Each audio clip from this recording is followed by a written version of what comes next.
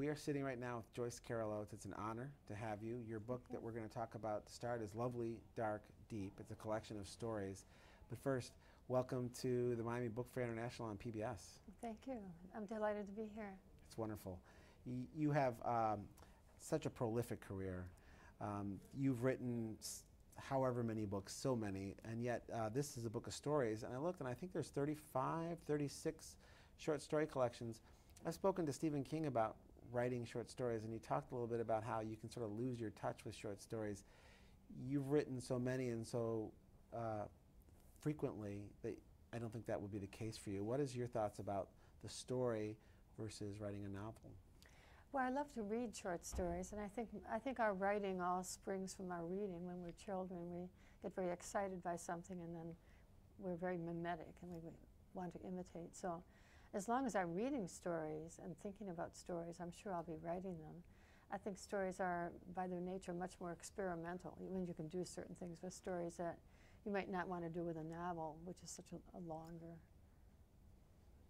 When you write your stories, are you constantly, because there's a novel and then there's a collection of stories and you're writing essays, you're writing a number of things at once, are you all simultaneously? Oh no, I don't really do that at all. I concentrate on a novel pretty much completely, but I might take a break between chapters and write a review, or maybe work on even on poetry or something shorter, or something to do with memoir. But then I go back to the novel. So there's a kind of rhythm between short work and longer work. But the novel is very absorbing, and it can be very frustrating and somewhat obsessive, because you have to figure out some way to have a large structure where all the parts are contributing to the structure. Nothing is supposed to be extraneous, and so everything has to somehow be contributing to this overall structure. Whereas working with a story, you usually are imagining that you're beginning near the ending.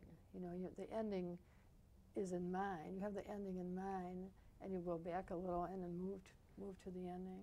Whereas the novel is a very different structure, so it's more of a strain, I think.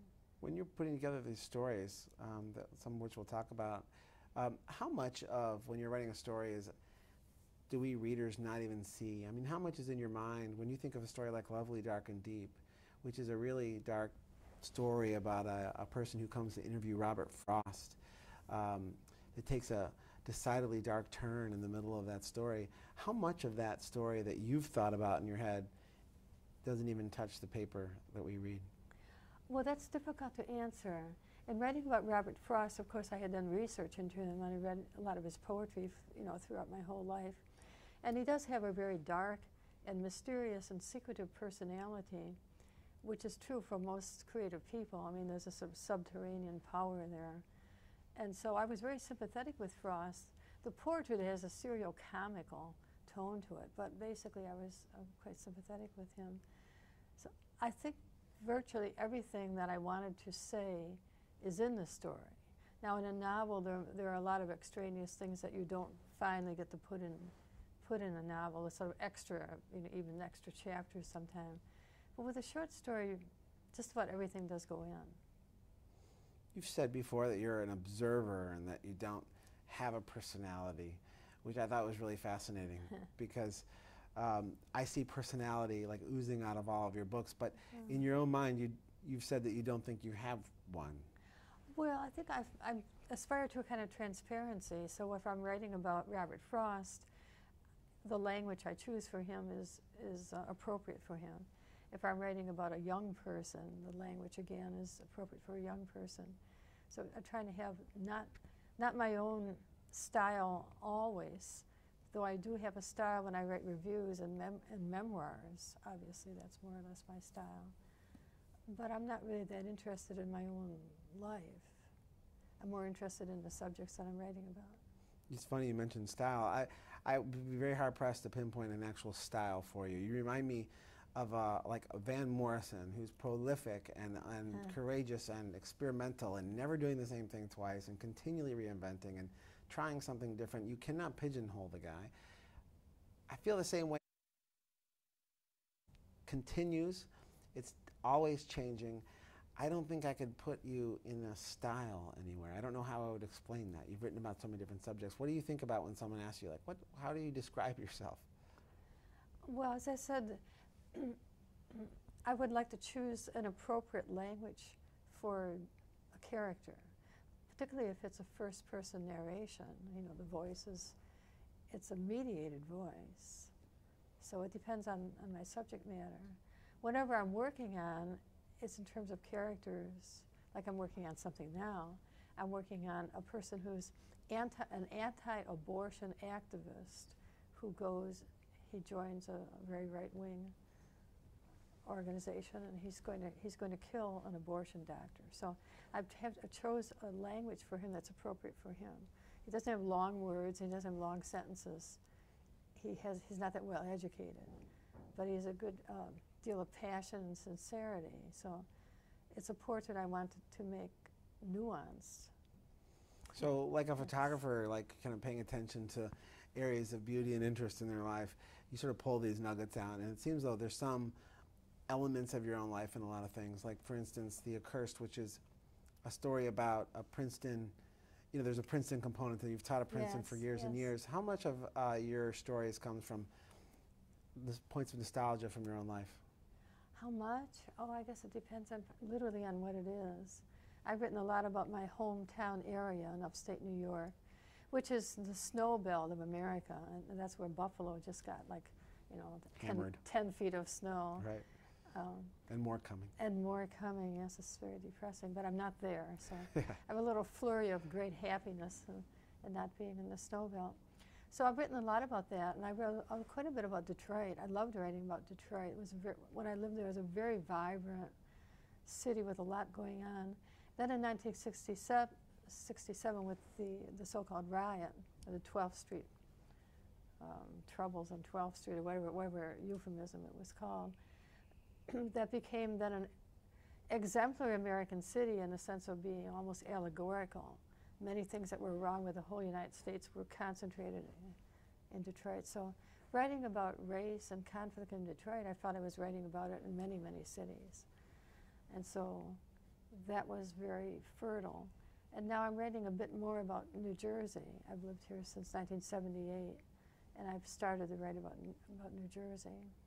You recently retired, is the word they're using, from Princeton. I've read that it was reluctantly retired. Yes. Why was it reluctant? Well, in order to have time off every other semester, I had to retire as a full-time faculty member. But my husband and I have been going to Berkeley. I've been teaching at Berkeley, and I taught at NYU. I'd like to teach one semester at Princeton and one semester somewhere else. So to do that, you have to retire as a full-time faculty member and just teach one course. It's kind of a sort of a legalese. How would you describe yourself as a professor? I mean, I've heard how some of your students have described you. I'd like to know how you think of yourself as a professor. Well, I'm not so much a professor as a professor in the sense of giving lectures. I'm working with young writers. We literally sit around a table, and we're behaving more like editors. We're editing, and I think of a professor as someone who's giving lectures. Right. So I'm not doing that. You're teaching, you're helping. Sort of like an editor, I think.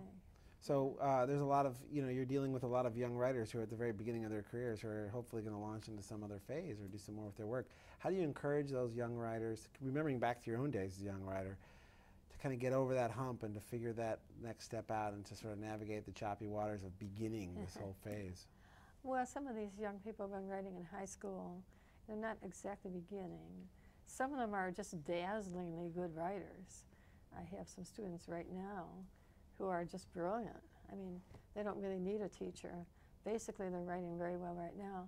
I think what they will be doing is just sort of honing their skills and choosing different subjects to write about, because some of them are, as I said, dazzlingly good right now. So you've been writing so long and you have so many stories. Do you remember some of those stories? And can you go back to those stories that you wrote back in your early days as a writer in the 60s and 70s about what they were about? And do you have a memory of every story that you've written in that way? Well, I would have a memory if I looked at them. If I sat here and tried to enumerate them, I probably couldn't do that. But obviously the work that's more recent is fresh in my mind because I spent a lot of time revising. But something I wrote, say, in 1971, I wouldn't remember it unless I sort of looked at it carefully. Right.